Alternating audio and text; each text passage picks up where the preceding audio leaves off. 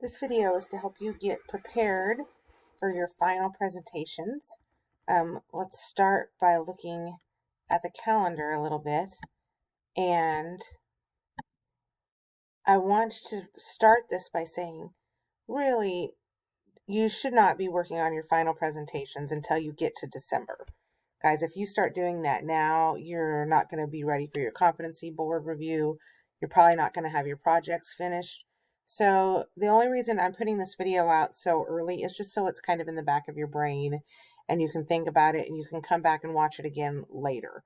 Okay, but don't get sidetracked starting to make your final presentation when you haven't even finished your project yet. You haven't made sure your competencies were done.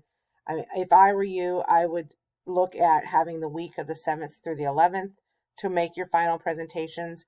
I would take the 10th and 11th to practice your final presentation. So 3 days to make it, 2 days to practice it. You'll notice in this one we have some presentation skills and stuff. You want this to be smooth and well rehearsed.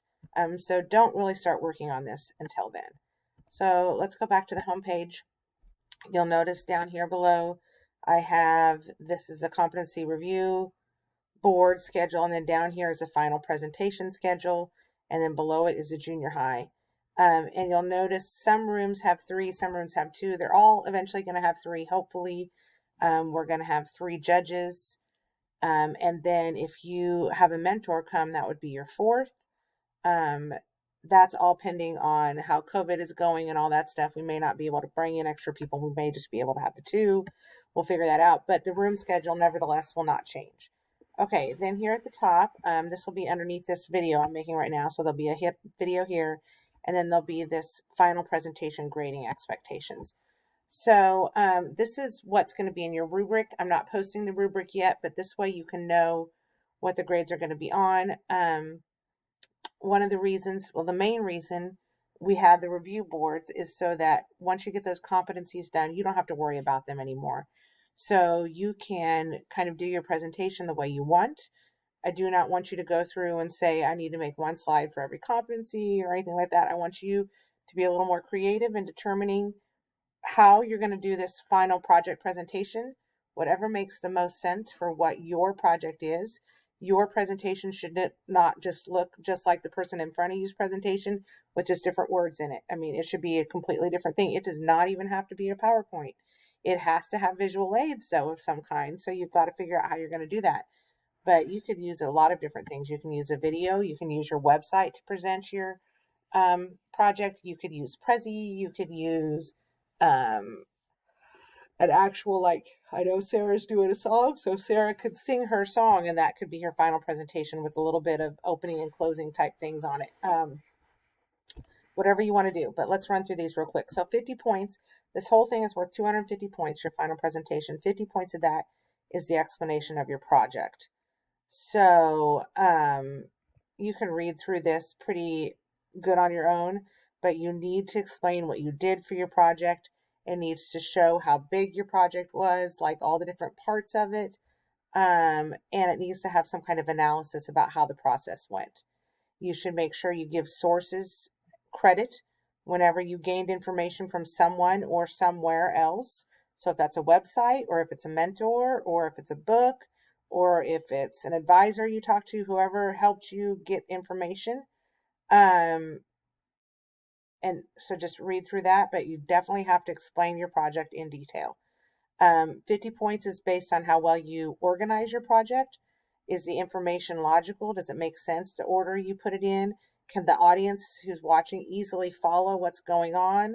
Do you manage your time well? Are you way too long with your introduction and then don't put enough time on something else? You would get docked for that. Make sure the parts make sense. What's long? If you made a website, then the bulk of your presentation should be showing the website. That would make sense. Okay, whatever you created should get a big chunk of it. 50 points for your presentation aids. So audio and visual aids, and it doesn't mean you have to have both, but you have to have at least something. You have to have at least visual aids or at least audio aids or some kind of presentation aids to enhance the understanding of what you did in your project. They should flow smoothly into your presentation, whatever those aids are. Then 40 points for your presentation skills. This means talking at a good pace, a good speed, talking at a good volume, using appropriate pauses and inflection, not using a lot of filler words like the that I just used right there, keeping eye contact with your audience, only ever so often glancing at your notes or whatever your slides, using natural gestures, and wearing appropriate clothing. So I would say a nice outfit, a nice jeans and nice shirt is completely appropriate. I don't think shorts and a t-shirt is appropriate. I don't think sweatpants is appropriate. Look nice. And if you want to dress really nice, do that. But I think at least nice, not ripped up jeans, a nice shirt would be very appropriate. Then 10 points for your response to the audience questions. So you need to keep your poise while you do that, even if you don't know the exact answer. Tell them how you might find out that answer. Be poised, act like you know what you're doing while you're standing up there. Then bonus points, up to 10 points if you do something creative above and beyond what's expected. Remember, from each group, we're going to have a semifinalist chosen and then 5 finalists by a judging panel after that, and then a winner overall. So if you're shooting for those, you want to be the winner from your group, the semifinalists and finalists, I would think you have to go for these bonus points. If you don't, I would not think you will make it to be the finalist from your group. So make sure you do that. And then juniors and seniors only is a required public presence. So yours is actually worth 235 points. That's 5 points getting that. Now, if we can't bring them in because of COVID, we'll knock that out. So, but make sure you are planning for doing that. Now that the schedule is out, you can go ahead and invite them. You can get your public on your schedule so they can show up for your presentation. Okay, if you have any questions on how this is going to work, ask your advisor or talk to me. Good luck with this.